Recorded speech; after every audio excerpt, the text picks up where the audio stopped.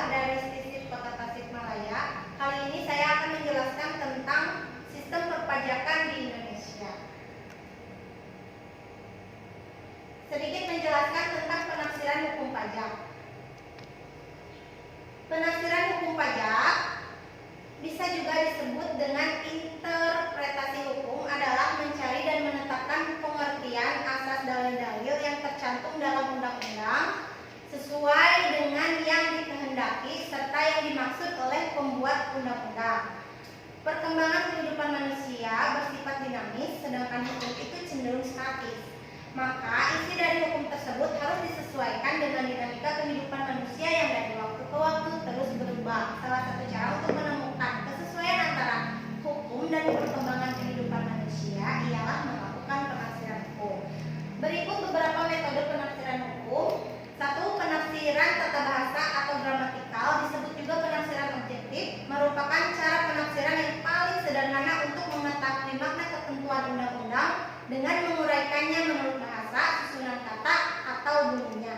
Kedua, penafsiran sahih atau autentik atau resmi, merupakan penafsiran yang pasti terhadap arti kata-kata itu sebagaimana yang diberikan oleh pembentuk undang-undang. Ketiga, penafsiran historis adalah penafsiran undang-undang yang melihat pada kronologis atau sejarah dibuatnya undang-undang tersebut dikaitkan dengan perkembangan hukum secara umum atau yang masih ada hubungannya. Kemudian penafsiran sistematis adalah penafsiran peraturan perpajakan dengan memperhatikan peraturan lain yang berkaitan dengan yang masih berhubungan. Yang kelima, penafsiran teleologis atau sosiologis, merupakan penafsiran berdasarkan maksud atau tujuan dibuatnya undang-undang tersebut. Kemudian penafsiran analogis. Penafsiran ini merupakan penafsiran yang memberikan tafsiran pada peraturan hukum dengan mengibaratkan pada kata-kata tersebut sesuai dengan hukumnya. Dan yang terakhir, penafsiran contrario dapat diartikan juga sebagai penafsiran suatu peraturan perpajakan dengan mendasarkan pada kebalikan atau perlawanan pengertian suatu masalah yang belum diatur dengan persoalan yang diatur secara tegas dalam ketentuan perpajakan. Adapun manfaat penafsiran kegunaan hukum pajak yaitu sebagai acuan dalam menciptakan sistem pemungutan pajak yang harus memenuhi syarat keadilan, efisien, dan sederhana dalam undang-undang hukum pajak. Kedua, sebagai sumber yang menerangkan tentang subjek ataupun objek yang perlu dan tidak perlu dijadikan sumber pemungutan pajak yang berfungsi untuk meningkatkan potensi pajak di negara ini. Adapun pajak berfungsi sebagai acuan dalam pembagian beban pajak kepada rakyat yang didasarkan pada kepentingan tiap-tiap orang. Kemudian, sebagai penjelas tentang penggunaan atau pemanfaatan dari hasil pemungutan pajak baik dalam memenuhi anggaran APBN maupun APBD dan memenuhi target perolehan pajak yang akan digunakan untuk kepentingan sosial dan kesejahteraan umum. Hukum pajak juga memiliki fungsi dalam menetapkan kepastian yang berupa sanksi administrasi ataupun sanksi tata usaha, sanksi pidana berupa penjara ataupun kurungan. Subjek pajak. Subjek pajak adalah orang, badan, atau kesatuan lainnya yang telah memenuhi syarat-syarat subjektif, yaitu bertempat tinggal atau berkedudukan di Indonesia. Subjek pajak akan menjadi wajib pajak apabila telah memenuhi syarat-syarat secara objektif.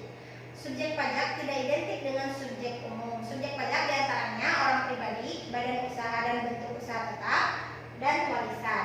Orang pribadi adalah orang yang bertempat tinggal di Indonesia lebih dari 183 hari dalam waktu 1 tahun, atau orang pribadi yang dalam 1 tahun pajak berada di Indonesia dan mempunyai niat untuk bertempat tinggal di Indonesia. Yang kedua, badan dan bentuk usaha tetap, merupakan subjek pajak yang perlakuan perpajakannya dipersamakan dengan subjek pajak badan. Yang ketiga, warisan. Warisan yang belum terbagi menjadi satu kesatuan menggantikan yang berhak. Lalu subjek pajak dibedakan menjadi 2 kelompok, yaitu subjek pajak dalam negeri dan subjek pajak luar negeri.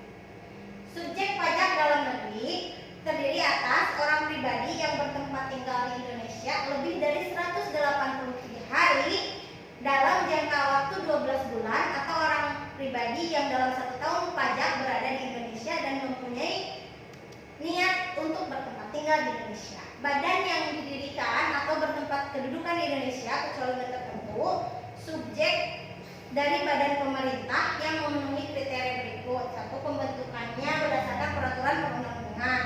2. Pembiayaannya bersumber dari anggaran pendapatan dan belanja negara atau anggaran pendapatan dan belanja daerah. 3. Penerimaannya dimasukkan dalam anggaran pemerintah pusat atau pemerintah daerah. Dan yang terakhir, pembukuannya diperiksa oleh aparat pengawasan fungsional negara.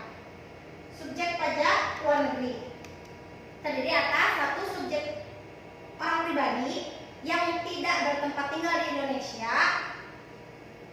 tidak lebih dari 183 hari dalam jangka waktu 12 bulan, dan badan yang tidak didirikan dan tidak bertempat kedudukan di Indonesia yang menjalankan usaha atau melakukan kegiatan melalui bentuk usaha tetap di Indonesia.